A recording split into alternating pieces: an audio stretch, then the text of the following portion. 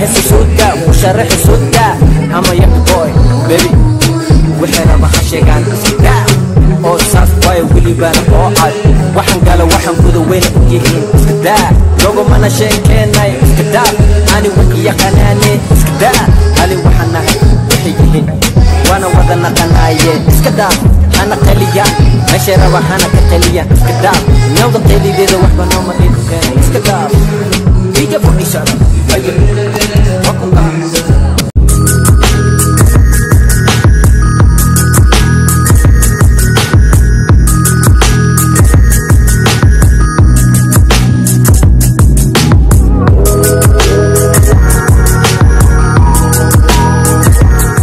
السلام عليكم ورحمة الله وبركاته. أصحابتي قروحة بدنا نذكر شغلة من كستات كل شفتن دنيا دافع هاي الكست وقت كستات أنت وأنا ونايسن ولا شيء هرساقة يدين هلو ضدك يا جماعة على I love you so much.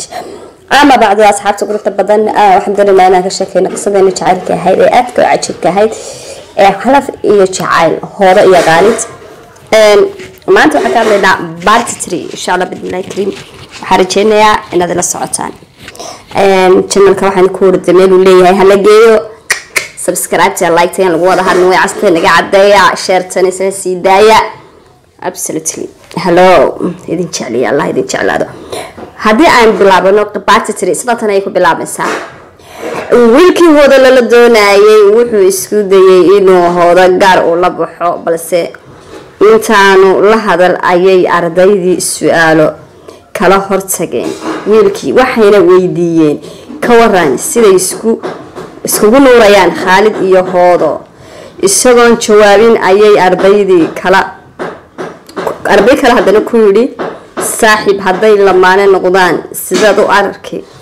sidaad ugu hambalyeyn lahayd hayaay wasaalin weyn weydiiyo laakiin absolute waxaan keeday markuu arkay halkay xaalada marayso ayuu si dhab ah u qancay wuxuuna yiri farxadiina waa farxadayda raganimo ardaydii oo farxadooda xad dhaaftay Khalid iyo hoodana dhoola cadeyn isku jaleeceen ayaa abarashantii iyo barkii galabnimo professor Aadan dhamaantood ku wargeliyay inay si degdeg ah ugu diyaar garoobaan isla markaana baabuurta ay volaan waxa goor habeenimo ah ay soo galeen magaaladii qof walibana isaga oo farxad la ildaran ayuu gurigiisii tagay Khalid laftiisuna isagoo kolba xasuusanaya farxadii dalxiiskii isla markaana isweydiinaya jawaabta ka soo bixi doonta hoodo ayuu gurigoodii tagay balse hoodo waxa markiiba su'aashay habaryarteed waxayna weydiisay waxa ka dhaxeeya labadooda balse ahaatee hoodo may jawaabin markay guriga fooda geliyay waxa lagu salaamay in fiisihii u soo baxay oo 3 gaadho ardaydii markay maqleen hoodo wadankeena ka tagayso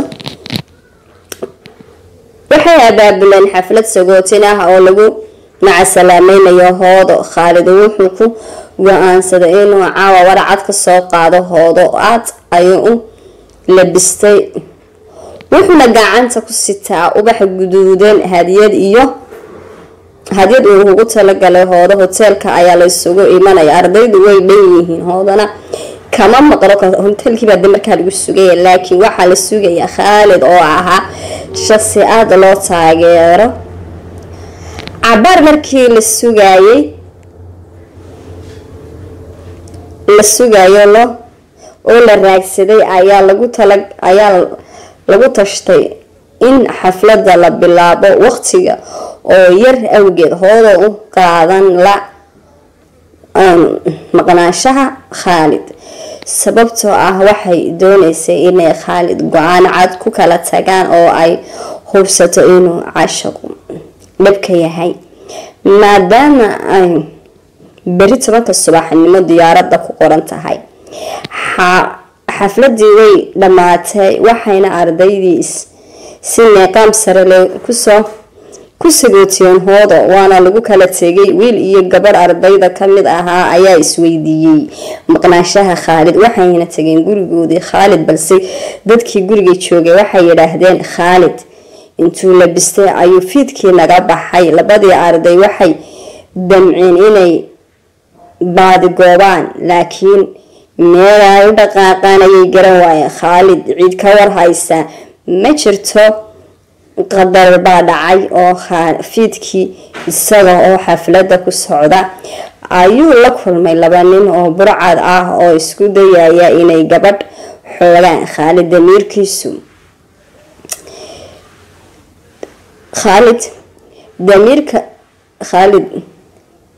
damiirkiisa ayaa siin waayay inuu iska dhaafo miskiinta burcadii heshay. wuxuuna ka maqlay dhawaaq kaasoo baxaya gabadha oo ah alla walaaliga qabo. Khaalid wuxuu bilaabay inuu difaaco gabadha.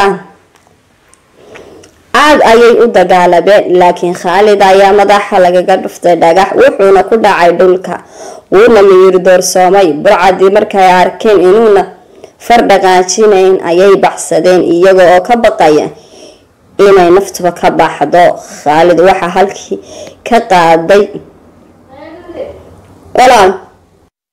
waxa halkii ka qaaday niman ayay u yeedhay gabadhii waxaana la dhigay dhakhtarka. 3 habeenimo ayuu indhaha kala qaaday Khaalid oo soo miraabay wuxuuna isku dayay inuu kaco balse kalkaaliyaashii dhakhtarka ayaa ku yiri waa saq dhexe waanad dhaawacan tahay intuu waagu baryayo ma bixi kartid. 5 subaxnimo waxa Khaalid u yimi gabadhii uu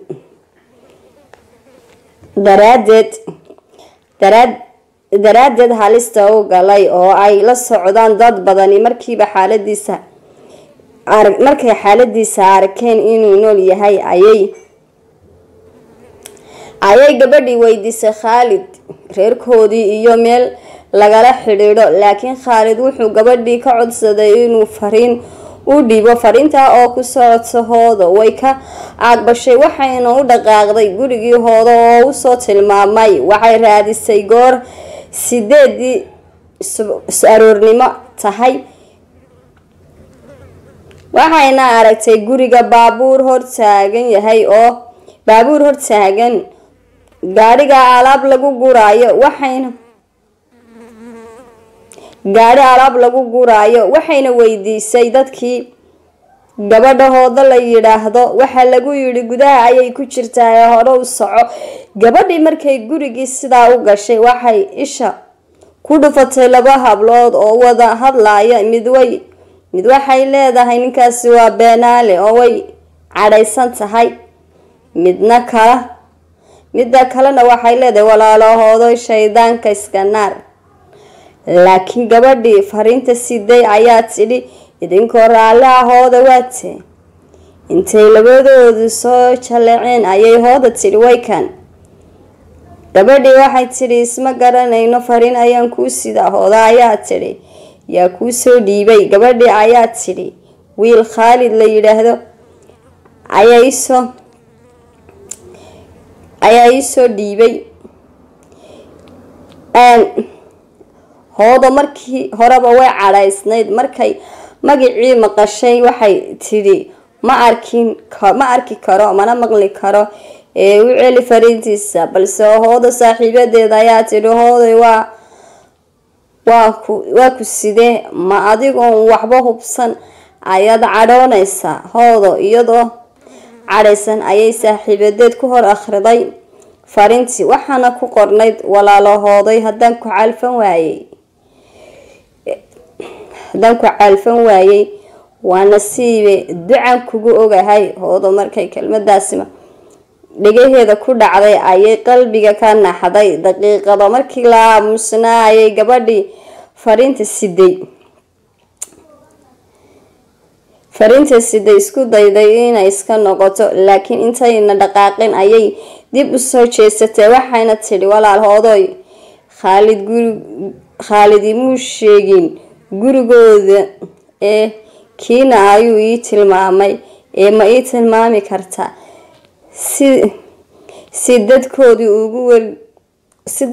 ugu war helaan. waayo dhakhtarku wuxuu ii sheegay in qalliin degdega lagu sameynayo. mar labaad ayay naxday hoodo, hadalkiina wuu kasoo bixi waayey oo shoog ayaa qabsaday. laakiin hoodo saaxiibadeeda oo iyaduna naxday ayaa tiri maxaa ku dhacay, maad noo sheegtid waxa ku dhacay Khaalid. gabadhii way u warantay siday wax ugu dhaceen iyo xaaladda uu ku sugan yahay iminka iyo sidii hoodo uga warwaray isagoo dhaawacan. hasa jacayl laga dhaha hoodo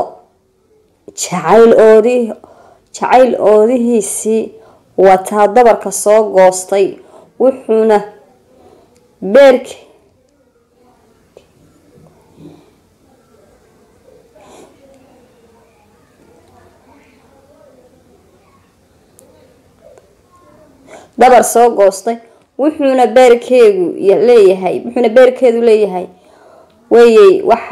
beerkeedu leeyahay waxa la sheegayo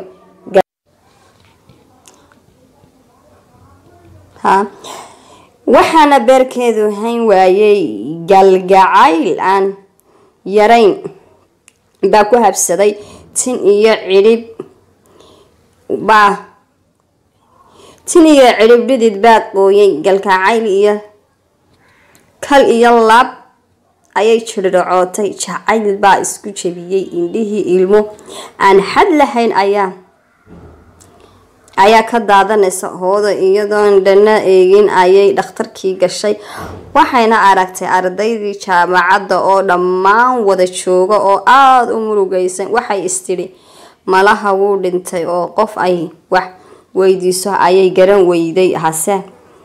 balse Professor Aadan ayaa si degan ula hadlay, wuxuuna u sheegay inuu nool yahay balse qolka qalliinka uu ku jiro. hoodo iska daa diyaarad iyo dhoofe